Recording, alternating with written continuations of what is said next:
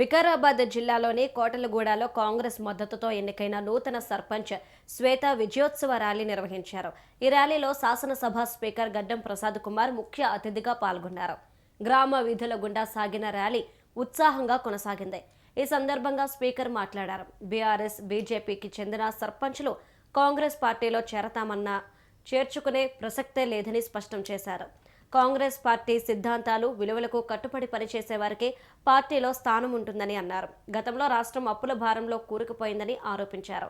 ప్రస్తుతం ప్రభుత్వం చేస్తున్న కృషి వల్ల మెల్లమెల్లగా కోలుకుంటోందని తెలిపారు. ఆర్థిక స్థిరత్వం దిశగా అడుగులు పడుతున్నాయని, అభివృద్ధి పనులు క్రమంగా ముందుకు సాగుతున్నాయని స్పీకర్ చెప్పారు.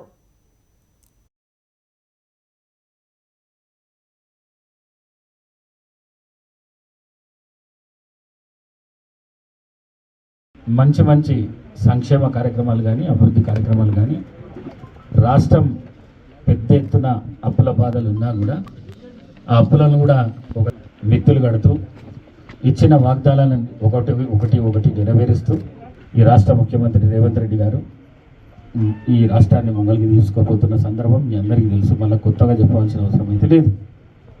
ఇంకా కొన్ని సంక్షేమ కార్యక్రమాలు ఎలక్షన్ల నేను ఇచ్చింది కానీ, రాష్ట్ర ముఖ్యమంత్రి ఇచ్చింది కానీ, లేకుంటే కాంగ్రెస్ ప్రభుత్వం ఇచ్చిన వాగ్దానాలు ఏవైతున్నాయో ఇంకొక 4-5 వాగ్దానాలు మిగిలి ఉన్నాయి.